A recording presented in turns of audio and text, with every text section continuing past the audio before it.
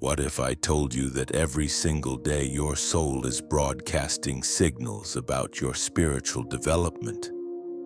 But most people are completely blind to these transmissions. Edgar Cayce, the legendary sleeping prophet whose psychic readings transformed millions of lives, discovered something extraordinary during his decades of trance work. He found that spiritual consciousness doesn't develop randomly or invisibly. It leaves traces, patterns, unmistakable signs that reveal exactly where you stand on the ladder of soul evolution. Today we're diving deep into 12 profound indicators that Cayce identified through thousands of readings, signs that expose your true spiritual level with startling accuracy. These aren't feel-good platitudes or wishful thinking. These are precise psychological and spiritual markers that Cayce observed in the most evolved souls he encountered. And by the end of this exploration, you'll know exactly where you stand and what your next steps are in your own spiritual awakening. But here's what makes this different from everything else you've heard about spiritual development. Cayce didn't just theorize about these signs from some ivory tower. He accessed them directly from what he called the universal consciousness, that infinite field of wisdom that connects all souls. During his trance states, he could perceive the spiritual development of individuals with microscopic precision, seeing patterns that remained hidden to ordinary awareness. What he discovered challenges everything most people believe about spiritual growth. It's not about how many books you've read, how long you meditate, or how enlightened you sound in conversations. True spiritual development, according to Cayce, operates on completely different principles. It's about consciousness shifts that literally rewire how you experience reality itself. The first sign that reveals your spiritual level is something Cayce called the establishment of conscious spiritual ideals. Most people drift through life completely unconscious of what's actually driving their decisions and behaviors. They react to circumstances, follow impulses, chase desires without ever asking the fundamental question that separates the spiritually awakened from those still sleeping. Why am I doing what I'm doing? Cayce discovered that spiritually developed souls don't just stumble through existence hoping for the best. They consciously establish what he termed spiritual ideals, core principles that become the organizing force of their entire life experience. These aren't just nice thoughts or positive affirmations. They're living principles that transform every decision, every relationship, every response to life's challenges. Here's what's profound about this first sign. When you're operating from unconscious patterns, life feels chaotic, random, like things are happening to you. But the moment you establish conscious spiritual ideals, something shifts in the fabric of your experience. Suddenly, you're not a victim of circumstances. You're a conscious participant in your own evolution. Cayce observed that individuals who had awakened to this level would often describe a moment when everything clicked into place. Not because their external circumstances changed, but because they finally understood the intention behind their existence. They could see the thread connecting all their experiences, the deeper purpose animating their journey. The second sign involves what Cayce witnessed as the development of regular attunement practices. But this isn't about checking meditation off your daily to-do list or saying prayers because you're supposed to. Spiritually developed souls, according to Cayce's observations, develop an almost magnetic pull toward practices that align them with higher consciousness. Cayce made a crucial distinction that most people miss completely. Prayer, he explained, is talking to the divine. Meditation is listening. Most people spend their entire spiritual lives talking, requesting, asking, demanding. But the souls who've reached higher levels of development have learned the art of inner listening, of creating space for guidance to emerge from beyond their personal mind. What fascinated Cayce was how this attunement practice evolved as individuals developed spiritually. Beginners often struggled with consistency, forcing themselves through techniques that felt foreign or uncomfortable. But advanced souls described their practice as effortless, natural, like breathing. They weren't disciplining themselves into spiritual connection. They were answering an inner call that had become impossible to ignore. During his readings, Cayce could perceive the vibrational quality of individuals who had developed this attunement capacity. Their entire energy field carried a different frequency, what he described as being tuned to the Christ vibration, the highest expression of divine love manifesting through human consciousness. The third sign reveals itself through what Cayce called the daily application of spiritual principles. This is where most people's spiritual development stalls completely.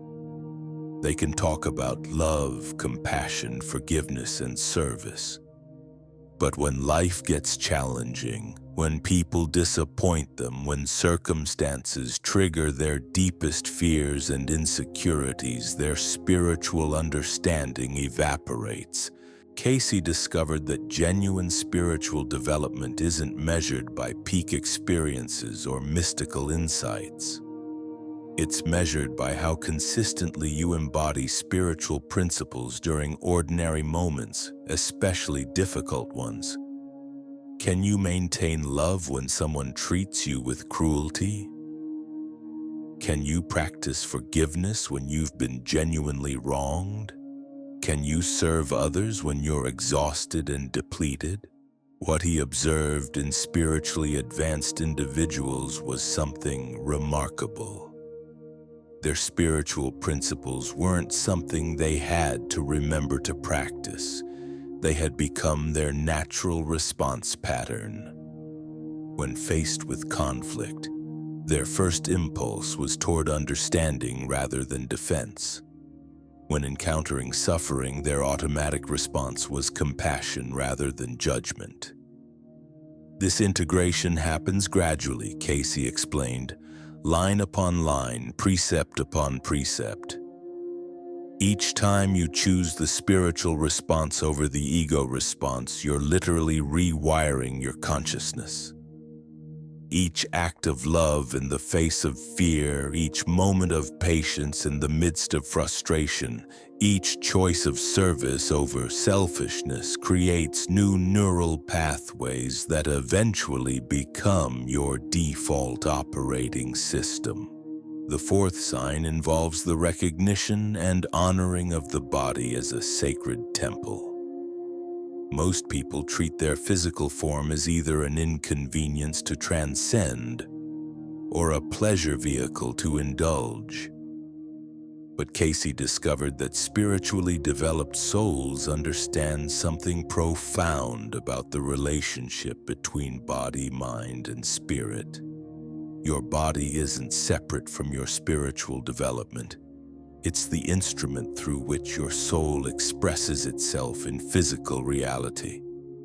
Every cell carries consciousness. Every organ system reflects your spiritual state. Every choice about what you consume, how you move, how you rest becomes either a sacred offering or a spiritual violation. Cayce could perceive how spiritual development manifested physically in individuals. Those who honored their body as a temple carried themselves differently. Their posture reflected inner alignment. Their energy radiated vitality that came from treating their physical form with reverence rather than abuse or neglect. This doesn't mean spiritual people become obsessed with physical perfection or health extremism.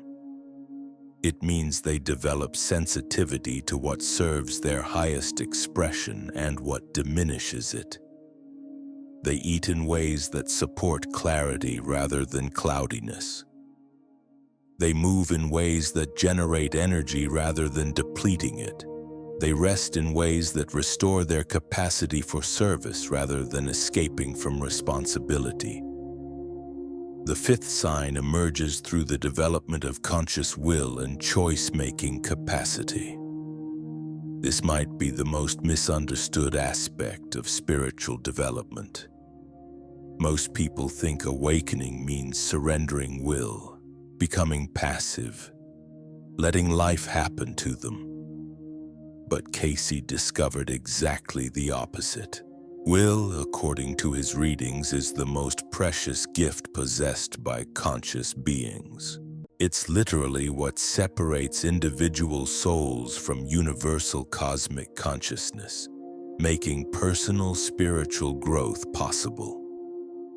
Without the ability to choose, there could be no spiritual development, no individual expression of divine consciousness, no unique contribution to the cosmic symphony. What distinguishes spiritually developed individuals is not the absence of will, but the conscious direction of will toward divine purposes rather than selfish desires. They understand that every moment presents a choice between alignment with love or separation from it, between service to the whole or service to the ego, between expansion of consciousness or contraction into fear. These souls have learned to pause before reacting, to consult their spiritual ideals before responding, to choose their response rather than being driven by unconscious patterns. This conscious choice-making becomes the engine of their spiritual evolution, each decision either accelerating their development or slowing it down. Cayce observed that individuals who had developed this capacity described feeling like conscious participants in their own evolution rather than victims of circumstances or slaves to their conditioning. They understood that while they couldn't control what happened to them, they had complete sovereignty over how they responded to what happened. The sixth sign that Cayce identified involves what he called cosmic homesickness, a profound shift in how awakened souls relate to worldly existence. This isn't depression or disconnection from life. It's something far more mysterious and transformative. Spiritually developed individuals begin experiencing reality as if they're observing it from a higher dimension. They participate fully in life, love deeply, work diligently, but there's a quality of witnessing that permeates their experience. It's as if they remember belonging somewhere else, some realm of pure consciousness that feels more real than physical reality. Cayce discovered this phenomenon repeatedly in his most spiritually advanced subjects. They would describe feeling like actors who suddenly remembered they were in a play. The drama continued, but they were no longer lost in it. They could see the stage, recognize the other actors, understand the script while still playing their role with complete commitment. This cosmic homesickness manifests as a gentle detachment from outcomes that once felt desperately important. Career achievements, social status, Material acquisitions begin feeling like toys in a cosmic game rather than matters of ultimate significance. Not because these things become worthless, but because they're seen in proper perspective against the backdrop of eternal spiritual evolution.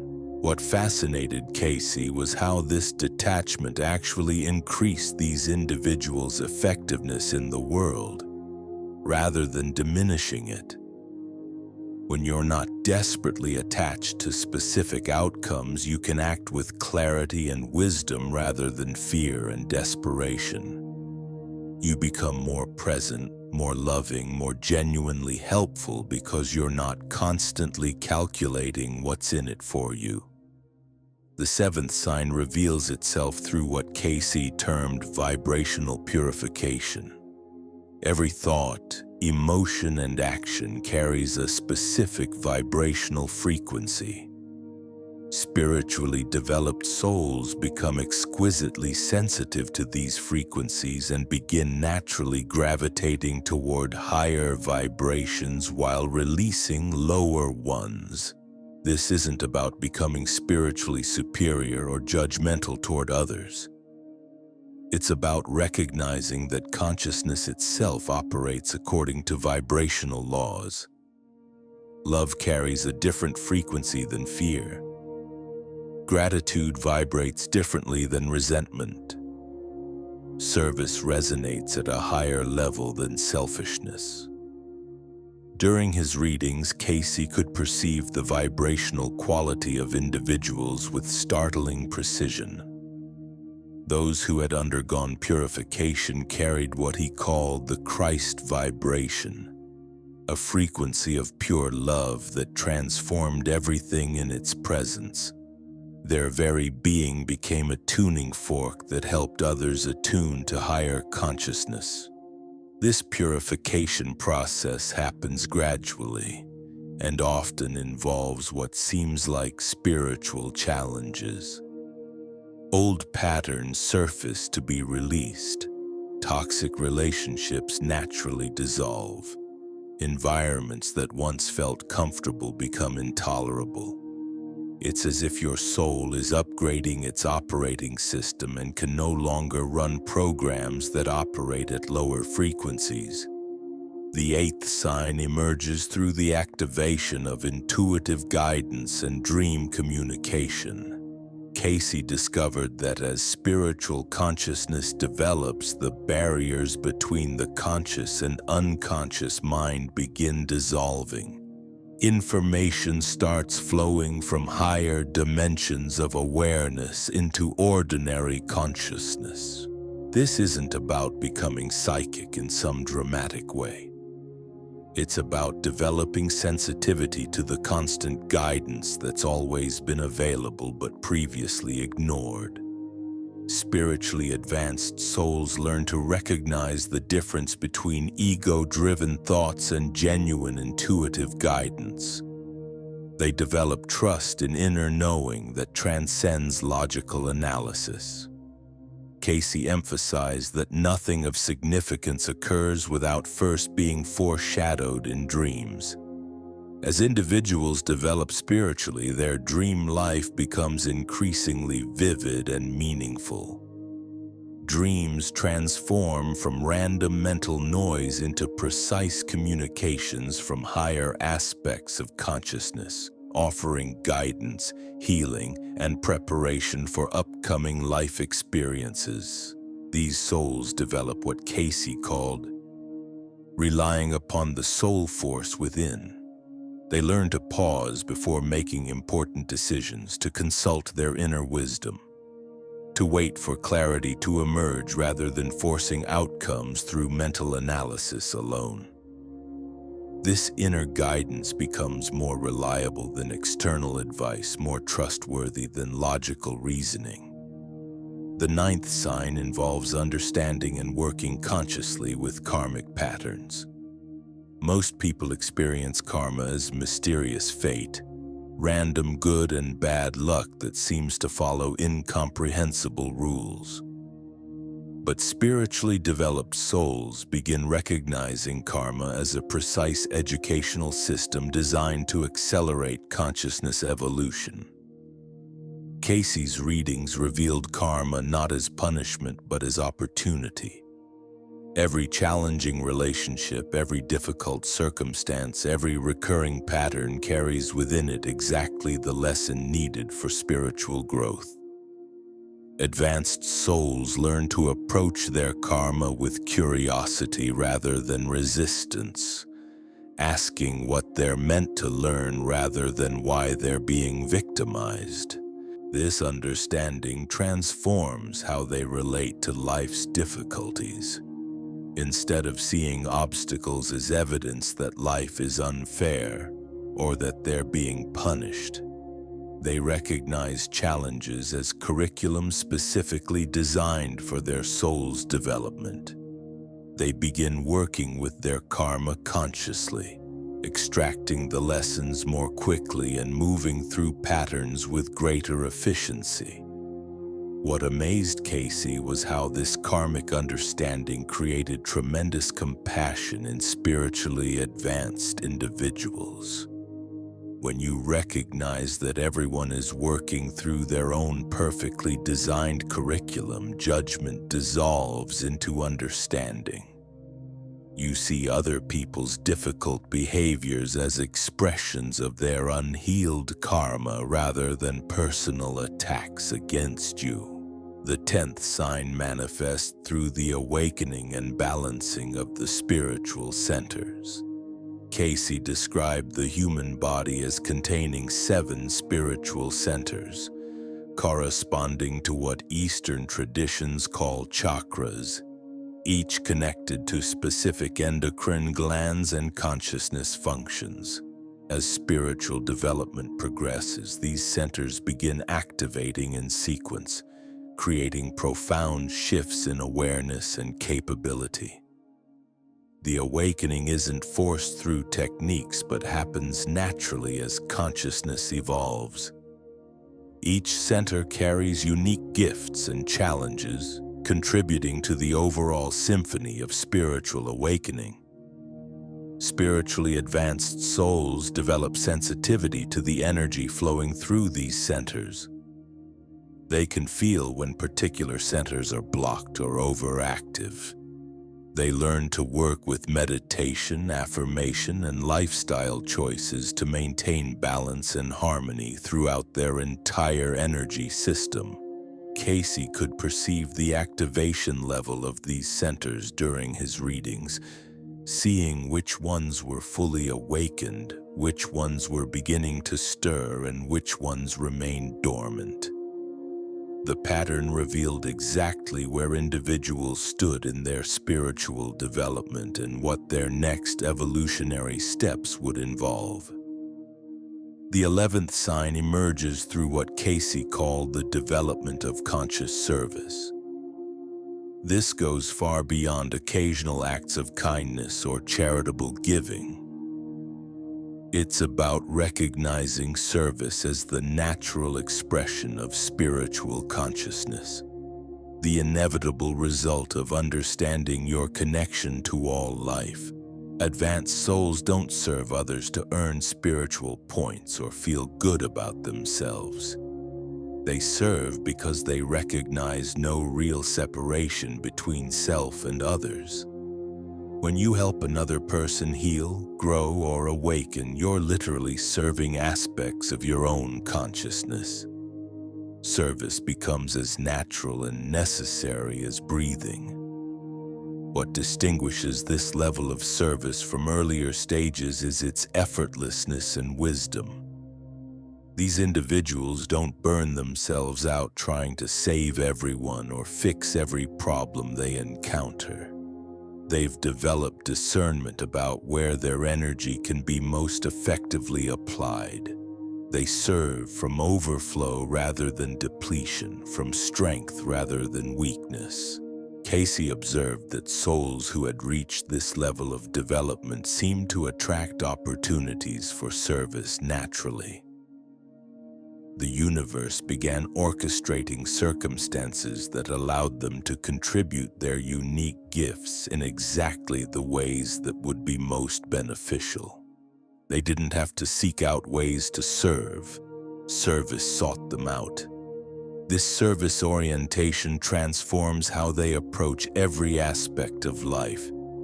Their work becomes an expression of service rather than just a way to earn money.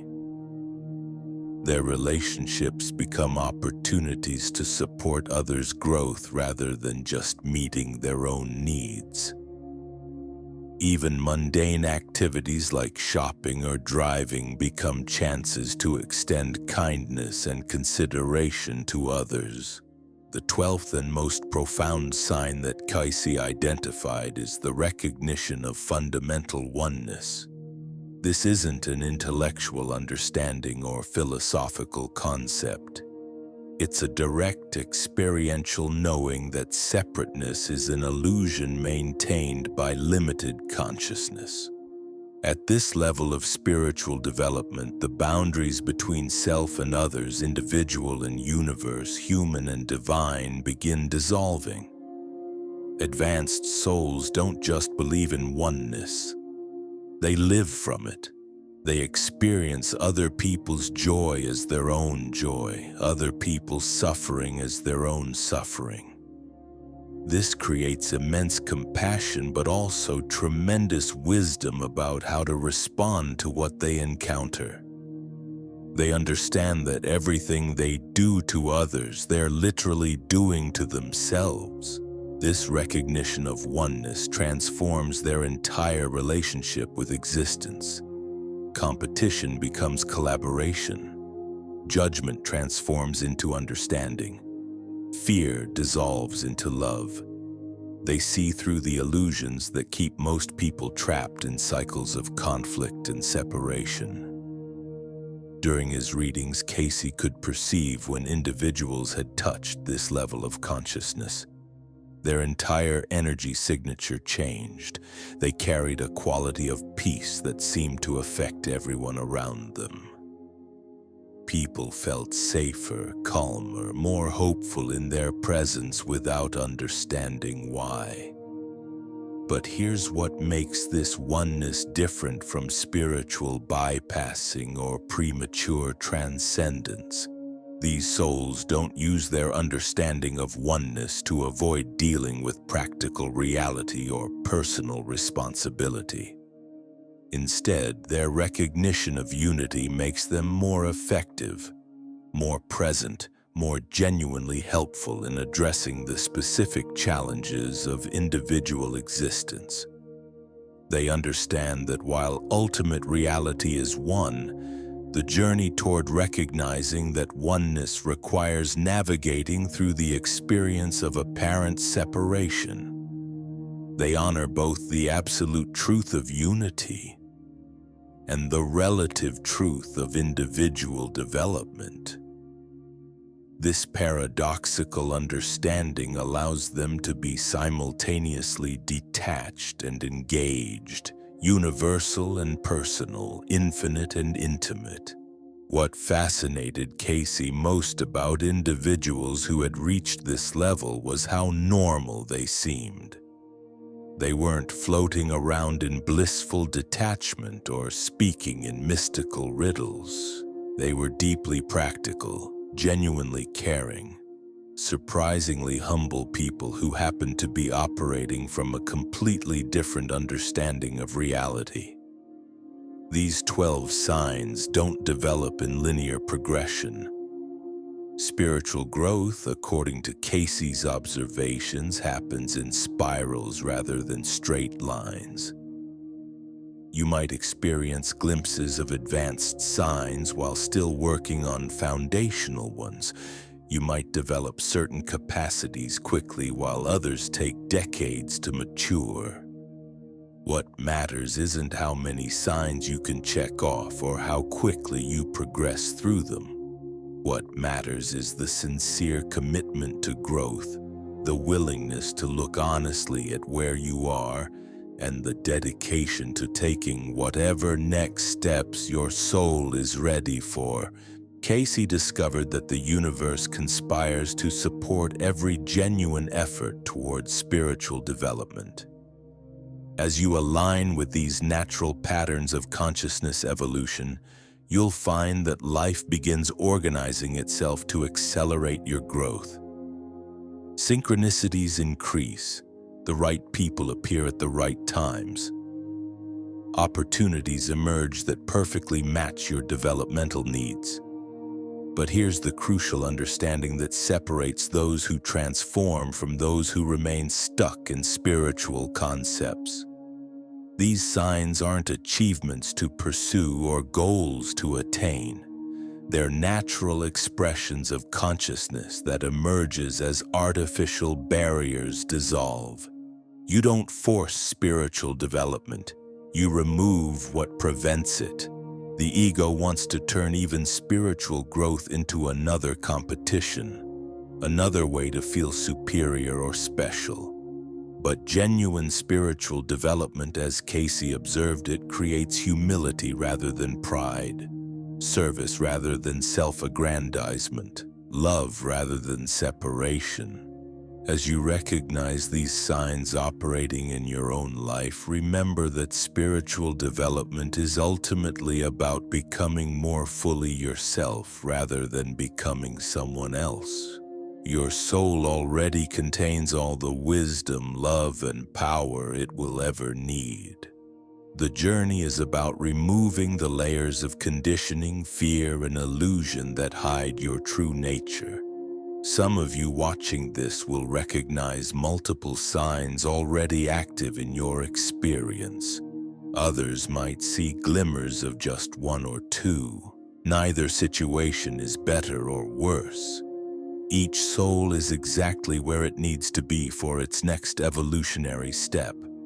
The recognition itself, the sincere desire to grow, the willingness to look honestly at your spiritual development, these are already signs of awakening consciousness. Cayce emphasized repeatedly that soul development should take precedence over all other pursuits. Not because worldly activities are wrong or meaningless, but because spiritual consciousness is the foundation that makes everything else truly fulfilling. When you're aligned with your soul's purpose, every aspect of life becomes an expression of that deeper reality. The path isn't always comfortable. Growth requires releasing what no longer serves, facing aspects of yourself you'd prefer to ignore, surrendering control over outcomes you desperately want to manage. But Cayce's readings consistently revealed that the temporary discomfort of growth is nothing compared to the permanent suffering of remaining unconscious. Your spiritual level isn't fixed or predetermined. It's constantly responding to your choices, your intentions, your willingness to embrace truth over illusion. Every moment offers another opportunity to align more fully with your soul's highest expression. Every interaction becomes a chance to practice love instead of fear, service instead of selfishness, consciousness instead of unconsciousness.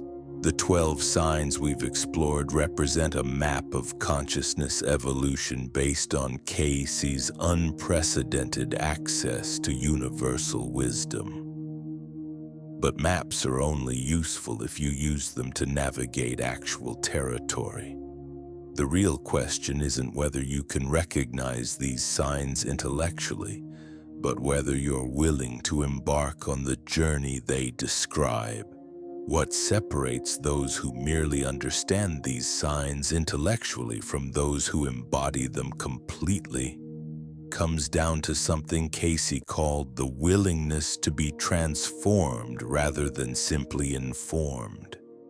Most people approach spiritual development like collecting trophies, accumulating knowledge and experiences they can display to others or use to feel more evolved than their previous selves. But Cayce discovered something that changes everything about how genuine awakening actually unfolds. The souls who reached the highest levels of spiritual development weren't trying to become spiritual at all.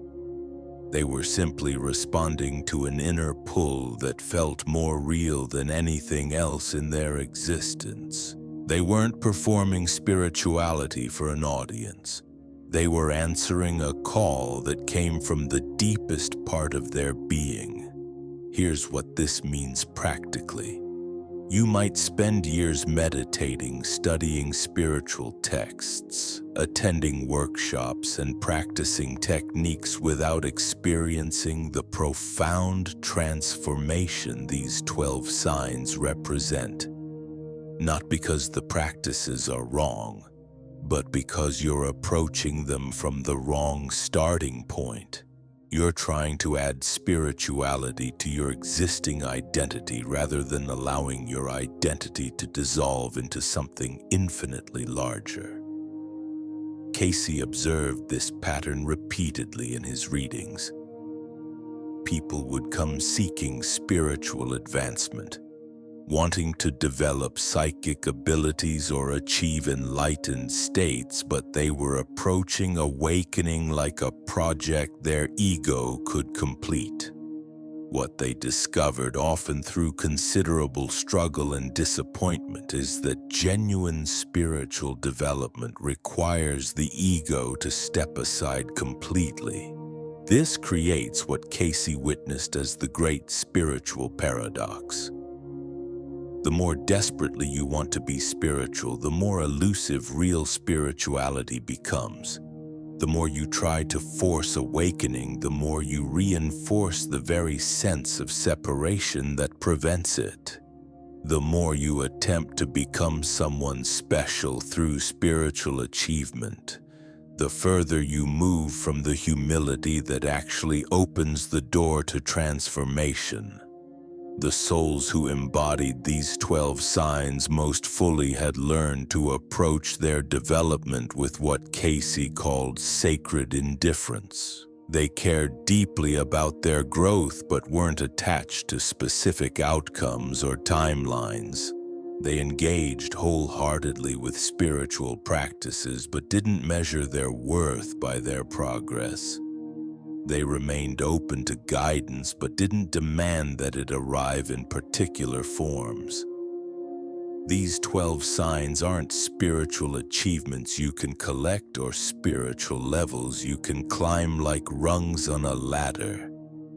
They're natural expressions of what you already are when everything false falls away. Cayce's greatest gift wasn't revealing how to become spiritual. It was showing us that we've never been anything else.